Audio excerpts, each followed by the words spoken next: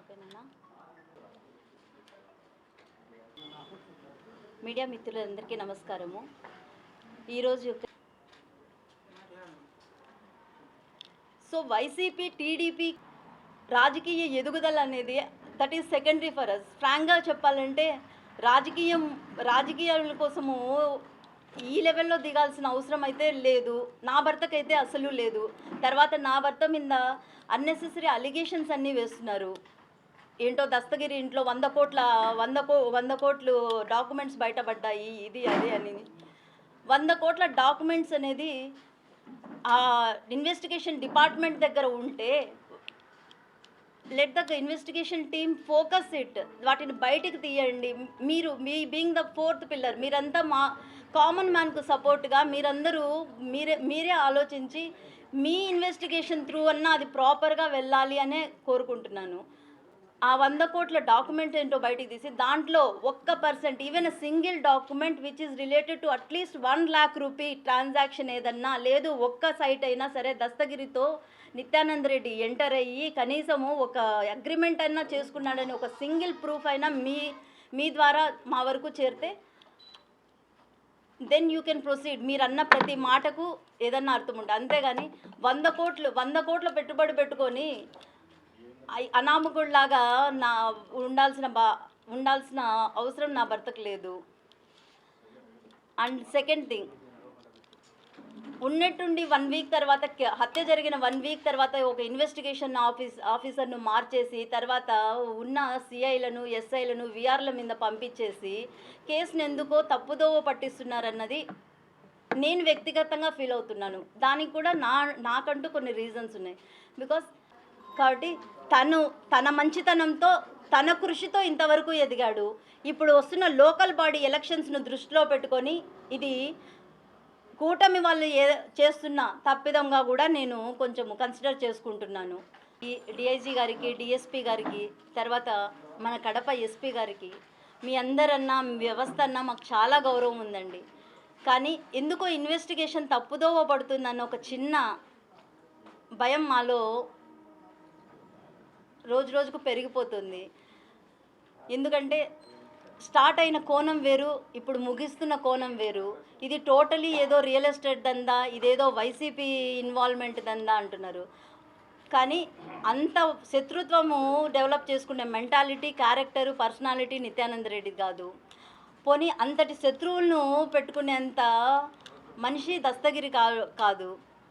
వీళ్ళ మధ్య ఉన్న అనుబంధము ఫ్రెండ్లీ రిలేషనే. తర్వాత ఏ బిజినెస్ ట్రాన్సాక్షన్ వీళ్ళ మధ్య లేదు. కాబట్టి దీన్ని దారి తప్పకుండా సంపూర్ణంగా న్యాయం చేసి, ఎందుకంటే అందరికీ కుటుంబాలు ఉంటాయి. ఈ 2 రోజులు జరిగిన రచ్చలకు చిన్నపిల్లలైనా నా బిడ్డలు అనుభవించిన బాధ ఏంటో నేను చూశాను. కాబట్టి దయచేసి దీన్ని మాకు ఇన్వెస్టిగేషన్ ఆఫీసర్ మీద ఉన్న ఒక చిన్నపాటి అనుమానం మాత్రమే. బికాజ్ ఆయన ఎందుకో అది వైసీపీకి అంటగట్టి వైసీపీ పార్టీ నిత్యానంద్ రెడ్డి అనే టార్గెట్ యాంగిల్లోనే వెళ్తున్నారు. కాబట్టి ఇన్వెస్టిగేషన్ ఆఫీసర్ విషయంలో కొంచెము ఏదన్నా మాకు సహకరిస్తారు పెద్దలు అని మనస్ఫూర్తిగా డీటీసీకి తీసుకెళ్ళి మనిషిని ఏ లెవెల్లో టార్చర్ చేసి ఏ లెవెల్లో రాపిస్తారో ప్రతి ఒక్కరికి తెలుసు. ఆ రిమాండ్ రిపోర్ట్ యొక్క వ్యాలిడిటీ ఏంటో కోర్టులకు కూడా బాగా తెలుసు. సో ముద్దాయిలు వాళ్ళు బయటికి వచ్చి ఏదన్నా పెరేడ్ ఏదన్నా నేనైతే కోరుకుంటాను, ఫ్రాంక్గా చెప్తున్నాను, నేనైతే కోర్టుకు వేసుకుంటాను ఓపెన్ పెరేడ్ విత్ కల్ప్రిట్స్ అని. ఈ 10 మంది ముద్దాయిలు పెరేడ్కి వచ్చి లేదు మెజిస్ట్రేట్ ముందర ఇదే వాంగ్మూలము ఇస్తారో ఇవరో చూడండి. One final conclusion sir, basically నేను వెల్ ఎడ్యుకేటెడ్, నేను చదివింది లా డిగ్రీ. అది నేను చదివింది కూడా నేనేం అల్లాటప్ప కాలేజ్లో చదివాను, ఒక ప్రిస్టేజియస్ ఆర్మీ ఇన్స్టిట్యూట్ ఆఫ్ లాలో ఆర్మీ ప్రొసీడింగ్స్ ఆర్మీ కల్చర్లో 5 సంవత్సరాలు చదివి వచ్చింది దాన్ని. So we are law abiding citizens only. కాబట్టి దేనికి మేము సహకరించలేదు అనే కాన్సెప్ట్ లేదు. మీ అందరి ముఖంగా నేను నిత్యానంద రెడ్డికి కూడా నా మెసేజ్ ఇచ్చాను. అలానే మీ అందరి ద్వారా నేను కోరుకునేది ఫెయిర్ ఇన్వెస్టిగేషన్ కోసము మేము ఎక్కడికైనా రావడానికి రెడీగా ఉన్నాం. బట్ ఈ అర్ధరాత్రి తనిఖీలు, ఈ అర్ధరాత్రి చెకప్లు, తర్వాత ఈ ఈ పిల్లల్ని ఎత్తి వాళ్ళని కొట్టి బలవంతంగా వాళ్ళ చేత చెప్పించడాలు ఇవన్నీ చూస్తుంటే why don't we approach SIT or CBI enquiry? Because already మనిషి క్యారెక్టర్ అసాసినేషన్ జరిగిపోయింది పూర్తిగా.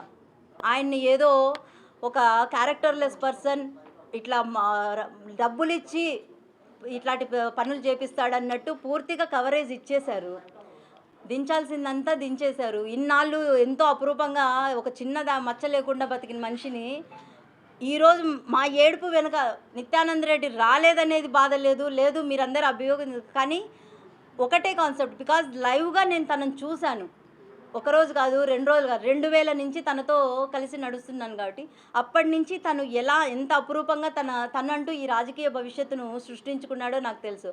ఆ రాజకీయ భవిష్యత్తును ఒక చిన్న మాటతో ఒక ముఠాధిపతి, తర్వాత ఒక హంతకుడు, ఇలాంటి మాటలు ఇది అది వినడానికి చాలా అభ్యంతకరంగా ఉంది. తర్వాత ఆ మాటలకు ఏడుపు వస్తుంది తప్ప, ఎందుకంటే లైవ్గా మేము అంటే తనతో నడిచి తన ప్రతి ఎదుగుదలను చూసిన దాన్ని కాబట్టి మీరు ఎలాంటి ఎంక్వైరీలు వేసినా కూడా వీఆర్ రెడీ టు కోఆపరేట్.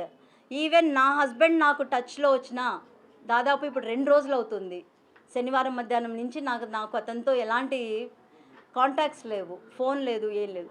నా హస్బెండ్ నాకు టచ్లో వచ్చినా నేను చెప్పే ఫస్ట్ మాట, we are not wrong at anywhere. అతను మనం ఫ్యామిలీ మనిషే. Because you see